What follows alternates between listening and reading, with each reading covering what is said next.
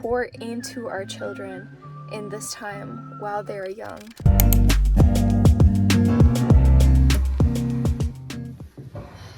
Good morning. Today is a gloomy, rainy day, which is a perfectly cozy start to a fall morning. I want to invite you guys to come along with me today as I vlog my entire day and show you a little bit of what's going on in my life and hopefully encourage you in some way. So thank you for being here and let's get started. Right now I'm going to have my coffee. I'm going to read my Bible and then the kids are gonna wake up and we'll get the day started.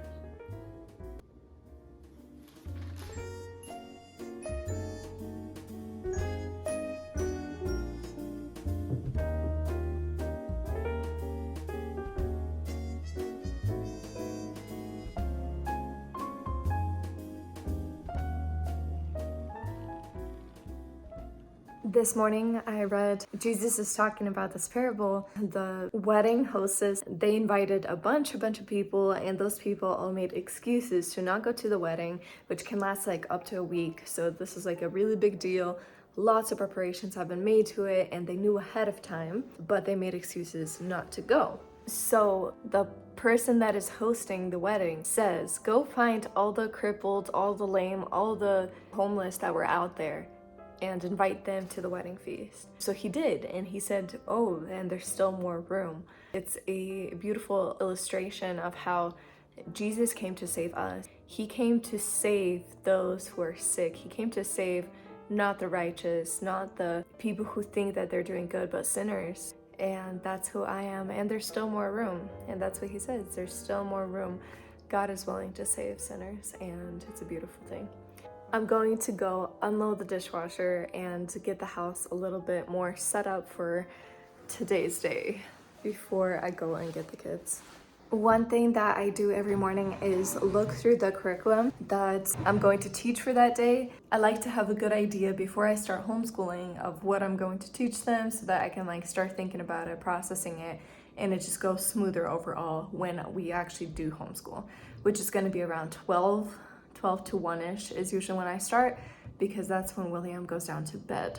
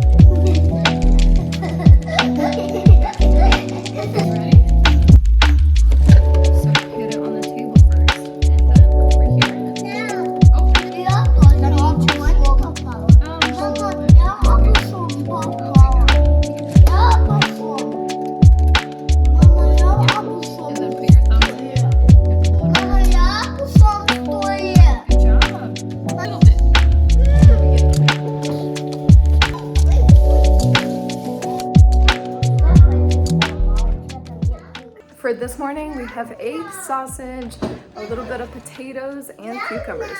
I take my breakfast very, very seriously. I will eat a good hearty breakfast. I will skip lunch on most days or eat it really late, but breakfast is like my staple. William, let's go eat. You did? Mm-hmm. What did you dream about? I finally got the kids these cute little rain boots. I mean, they didn't have any rain boots. These just happened to be cute. They've been loving them. They're so easy to put on. They're like the totes kind. They're easy, lightweight. My kids love them. I cleaned up after breakfast and now I'm going to bake my bread. I am on the second day of the bread process. I made the dough yesterday. Today I bake, which is probably the best part, right? Because you get to eat it. It has rested in the fridge overnight and it is now all bubbly and ready to go. The kids somewhat ate their breakfast. When they don't finish like this, well, like, it's not like they don't finish, they just like barely ate anything. I will leave their food on the table for a little bit just in case they want to come back. And if they don't, then I will clean it up, but I'm not gonna let them eat until lunchtime. So that's a rule. We have no snacks, no candy, nothing. I mean, water, but like nothing else until the next time we eat. And they know that rule very well. The rainy day turned into a beautiful sunny day. It's so nice that we had a beautiful summer around here in Washington. It was pretty incredible. As the seasons change, our health also changes.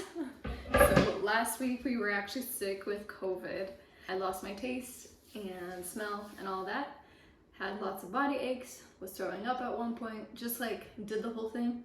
But it only lasted for about 2 days of like hard sickness, and then I was just like getting over it. But obviously my kids got sick, my husband got sick. They are still in the phase of recovery.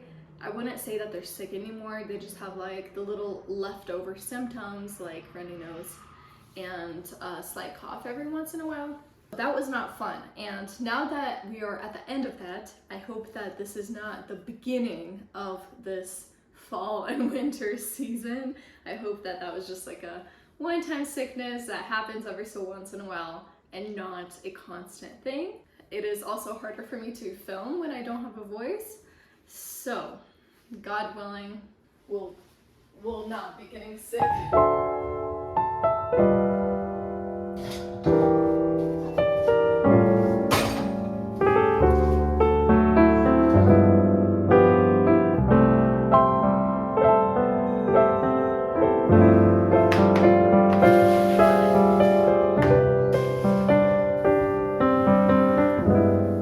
I have two dysfunctional areas in my house. One of them is this right here.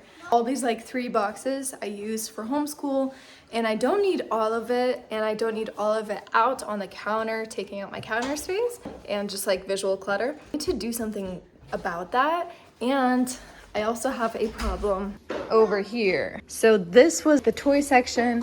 Everything was supposed to be organized in these boxes, and it's just not. I need to go through all of the toy area sections. A lot of these boxes are actually broken. I need to like get rid of some of the boxes, declutter the toys. And then I got bigger boxes that I want to try to put my homeschool office in here. And I need to go through my pantry. Yeah, are you in there? Hold on, can I show them? So I want to use this top rack for those boxes for my homeschool so that it's not easily accessible to the kids. I want it to be accessible to me and not be made a mess out of. I actually don't have to cook today because I made a lot of leftovers from yesterday. I have some nice chicken Alfredo.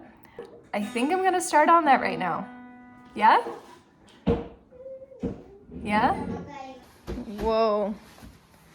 You look like a king. My grandma gave me some dried apples and the kids love them. Alex got an idea that he should make his own dried apples. So he went, grabbed a board, grabbed an apple, grabbed a knife. Do you see this skill? Papa. These are thin apples for a 5-year-old. Good job. There's your knife. Yeah, that's a cool knife too. Started making compote. It's basically a juice where you put like frozen fruits or fresh fruits. You let it boil for a little bit. It's kind of like a tea. You let it cool down and you keep it in the fridge. So we're gonna add some sugar to that. We have some plums, berries, apples. So it's gonna be very yummy. Let's add some water in here.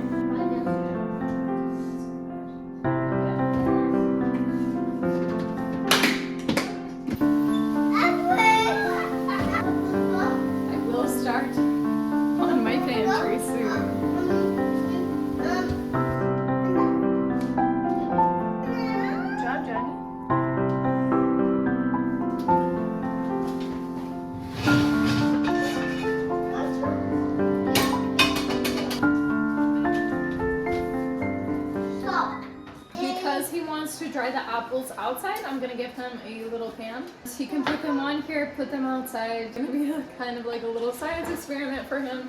I'm gonna lay them out here. I'm gonna lay them out in thin layers. So like one by one. Okay. Yeah.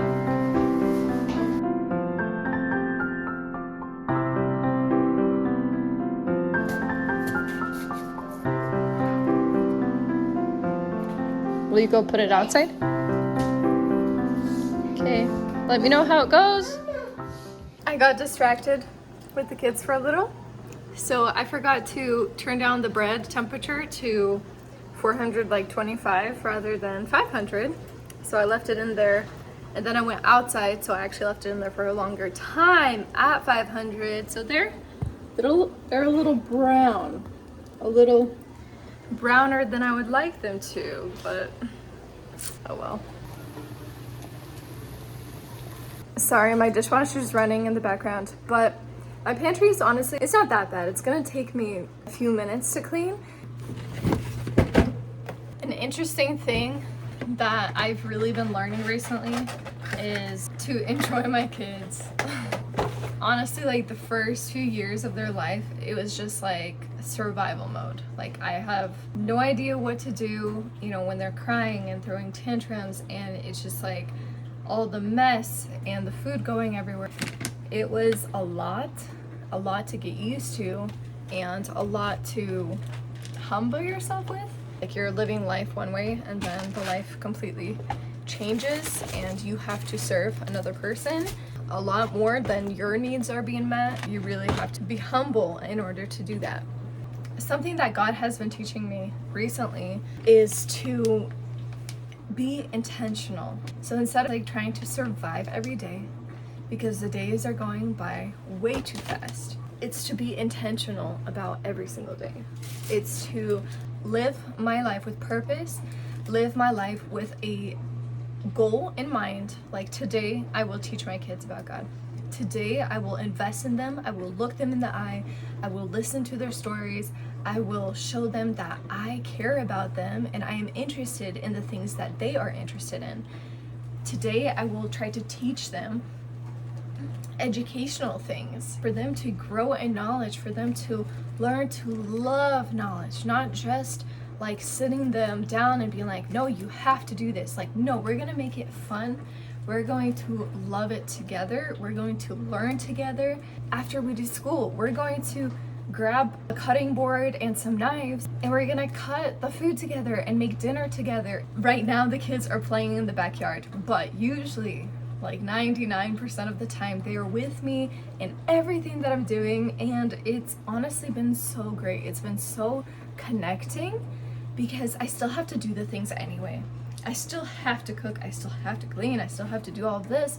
It was feeling like I have to be a maid and do all of these different things and a cook and chef, whatever, but then I also have to be a mom. It just felt like two separate things, two things. Like I would rather be a mom instead of doing these things. I'd rather give attention to my kids instead of doing these things. But I have to do these things. So the kids felt kind of like a nuisance, like they were in the way of me doing these things. If I cook faster, then I can be with them faster, but here they are needing my attention. Something that I started to do more and more is to involve them in everything that I'm doing. This way I can actually have a conversation with them. This way they're learning how to do these simple things like crack an egg and how to cut an apple. Like Alex is 5 and he honestly shocks me. Like his knife skills are so good. And the thing is, they're so interesting and eager to help. So hopefully we are building good habits by letting them help, by letting them experience these things and want and have a desire to help mom and dad and to help other people, and just to learn how to do this. Like hopefully they will be good husbands in the future who helps cook, and they will know how to cook and everything. It's a very sweet time. It's just a reminder for me and a reminder for you to live intentional, to not take every day for granted, or to think that this season is gonna last a lifetime, because guess what? It won't. It won't. This time that we have is like fleeting between our fingers. It's not gonna be here forever. So take advantage of it, be with your kids, involve them, have conversations, teach them, love them. Now let's get on to cleaning the pantry.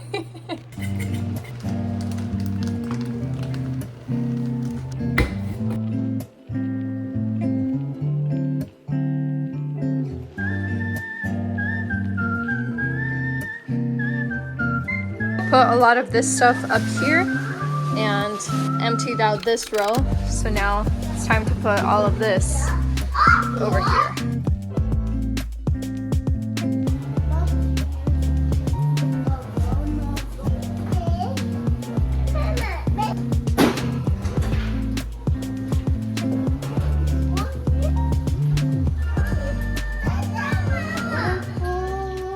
I never have a good solution of what to do with my plastic stuff, so I'm just gonna put it into a box that I've already had, but I really do want to find a convenient thing where I can just pull it out when I have guests over. If you guys know what to do with these, let me know in the comments down below. Well, we're basically good to go. I have that whole top row available for my homeschool.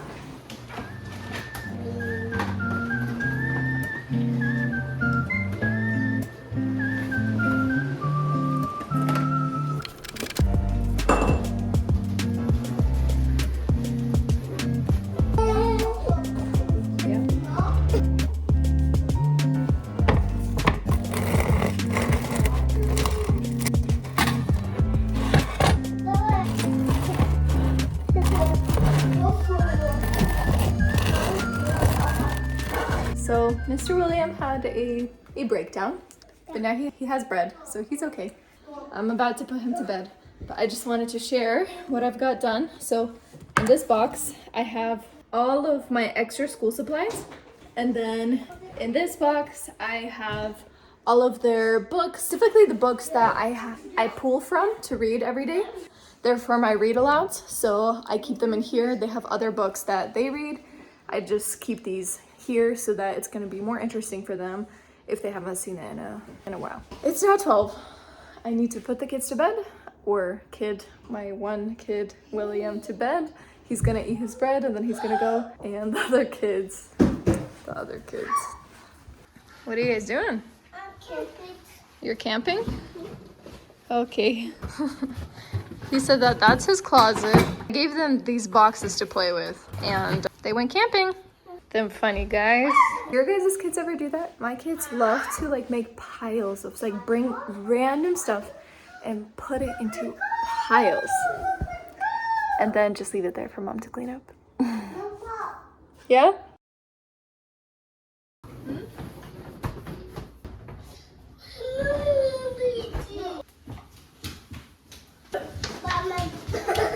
This is what I ended up with. So I have a lot more boxes, which is where I'm going to store their magnet tiles and train tracks and all of that stuff, because they don't play with this mess. They just create the mess, but they don't play with it. Hopefully I'm creating a system that's going to work. That system was a system, but they just didn't follow it. Uh-oh, bye. So this is a system that I'm the one in charge of because it's in a cupboard, because it's up high. So I'm the one in charge of it, therefore I can reinforce it. There's lots of room for stacking. I think it'll be good. And then I'll have to get one of those child doorknobs back on my door, because I ended up putting mine on William's room because he started coming out of his bedroom. he got a big white mattress that is now on the floor.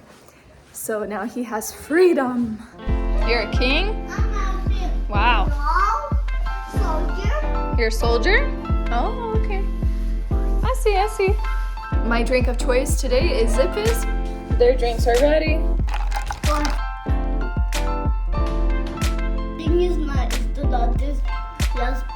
Симбра?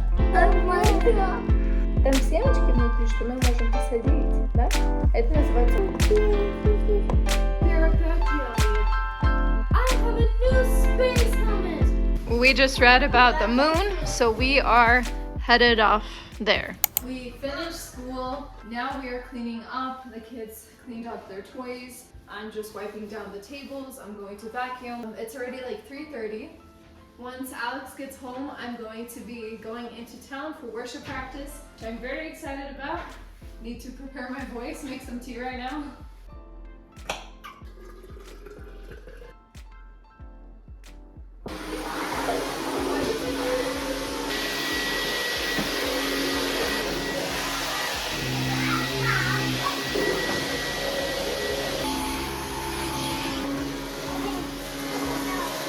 Are you going outside?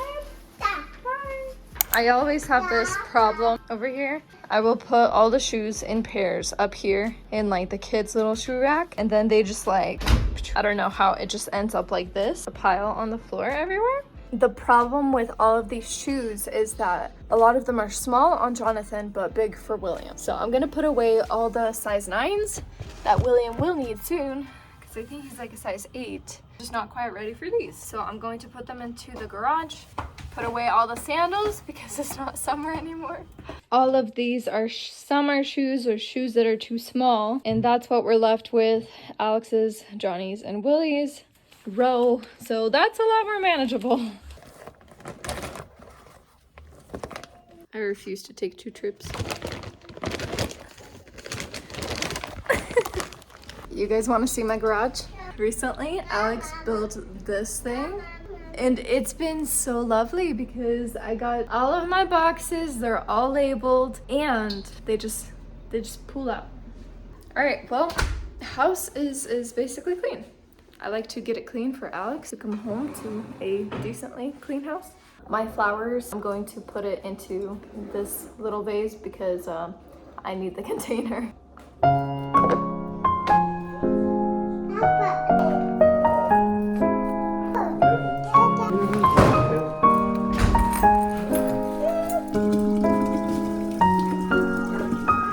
Here is homemade juice. What's cool about this is you know what's in there and you get to control the sugar level. I really like that. A little secret that I use is blankets. Blankets all over the couch.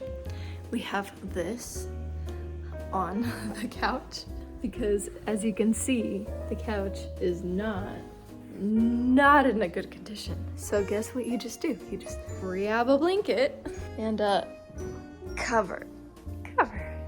Oh, so cute. And trust me, I clean them. I try so hard. Same with my kitchen chairs because they have fabric on the bottom. Yeah, I don't know. I do need to buy one of those like steam cleaners that will help me get that out, along with like a fabric spray. Fabric stain remover along with a steamer cleaner. I should invest into that because my couches are not in great condition. But blankets help a lot.